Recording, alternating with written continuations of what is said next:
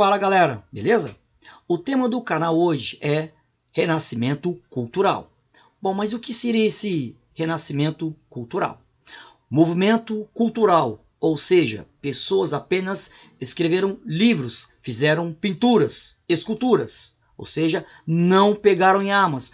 Não foi um movimento revolucionário, que se inspirava na cultura clássica, Grécia e Roma, ou seja, pessoas da Baixa Idade Média, insatisfeitos com a mentalidade daquele período, quiseram que uma cultura pautada na razão retornasse, renascesse sua época, no caso, a cultura greco-romana.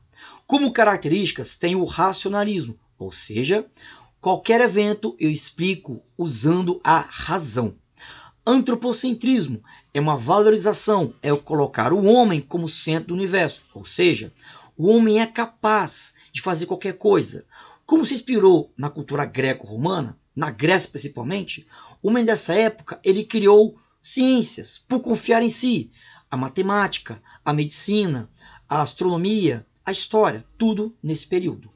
Contra o teocentrismo, ideia de que Deus tem que ser o centro do universo. Veja bem, não quer dizer que seja um movimento ateu, apenas que Deus não é a causa de tudo. Exemplo, se está chovendo, não é porque Deus quis. Porque não pode ser uma frente fria. Se estou doente, não é porque Deus quis. Porque não pode ser uma virose. Ou seja, usando exemplos bem simples. O individualismo, ou seja, qual é o movimento que, digamos assim, atende à burguesia? Eu tenho o quê? Uma valorização do meu esforço, leva o meu sucesso. Não foram coisas herdadas ou coisas que Deus me deu, mas se eu trabalhar, se eu fizer por mim, eu vou conseguir sucesso. Classicismo, mentalidade de que eu preciso me inspirar na cultura clássica, ou seja, greco-romana. Por quê? Porque eram pautadas baseadas na razão. A Itália, pausa. Por que está entre aspas? Porque nessa época não havia o país Itália centralizado. Isso só vai ocorrer no século XIX. A origem do Renascimento, ou seja, quais foram os aspectos favoráveis que fizeram a Itália ser, digamos assim, o berço do Renascimento. Primeiro ponto, o comércio. Como regiões como Florença e Veneza eram pontos de circulação de mercadorias, de pessoas, eu tenho muito dinheiro circulando. Logo, tenho pessoas com condições de adquirir obras renascentistas. Outro ponto, como eu tenho pessoas diferentes, vindo de lugares diferentes, eu tenho um berço propício para o surgimento de ideias diferentes.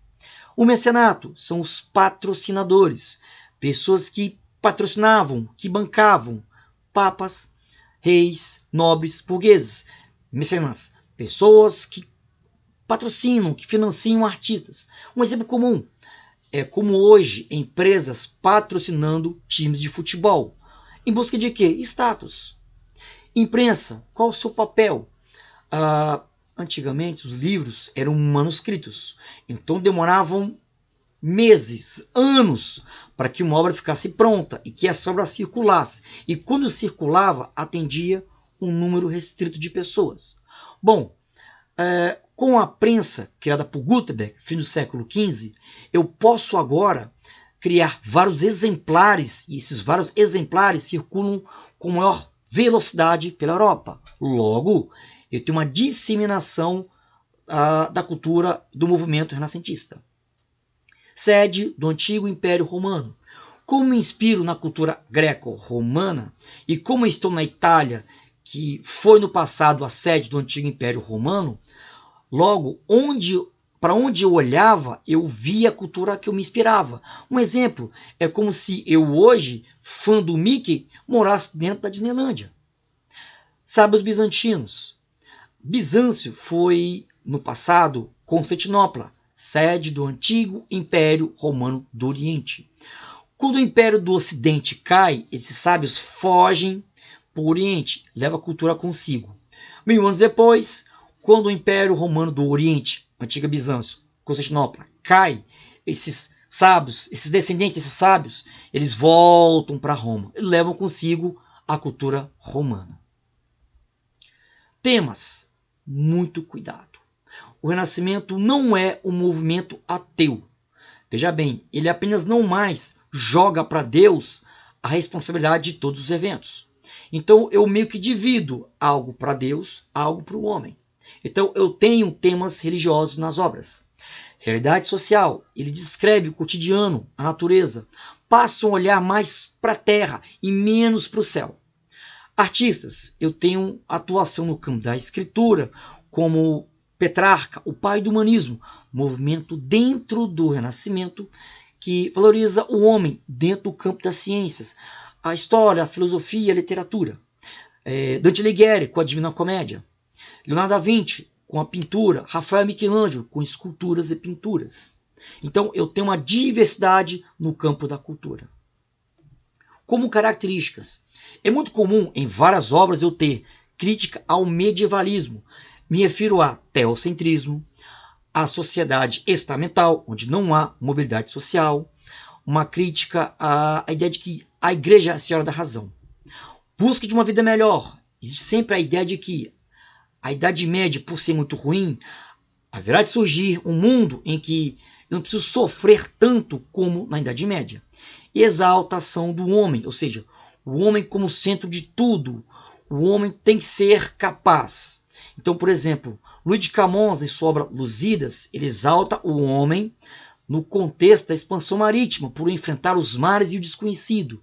Miguel de Cervantes é uma sátira ao homem medieval, representado por Don Quixote, e uma exaltação ao homem da Idade Moderna, o homem do Renascimento, Sancho Panza.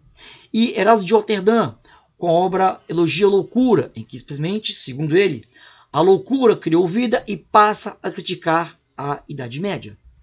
E o Renascimento no campo científico, que seria o quê? O movimento pautado na razão, óbvio, mas que agora eu preciso testar, experimentar, é o empirismo. Experimentar para provar minhas ideias. Isso é o rascunho, é o embrião do que a ciência é hoje. Se eu quero provar algo, eu tenho que fazer o quê? Comprovar testando. Qual o problema? Eu passo a desafiar a igreja. Como assim? O exemplo clássico é a teoria do heliocentrismo, Sol como centro do universo. Ou seja, a igreja na época ela defendia o geocentrismo, Terra como centro do universo. Com Nicolau Copérnico defendendo essa teoria heliocêntrica, será queimado por isso. Posteriormente, Galileu irá confirmar a teoria de Copérnico, ou seja, o Sol é o centro do universo. Ele será coronado na fogueira, mas voltará atrás para não ser morto. Bom, e é só isso por hoje. Obrigado, pessoal, por mais uma aula de hoje e não se esqueça de se inscrever no canal e deixar o seu like. Valeu!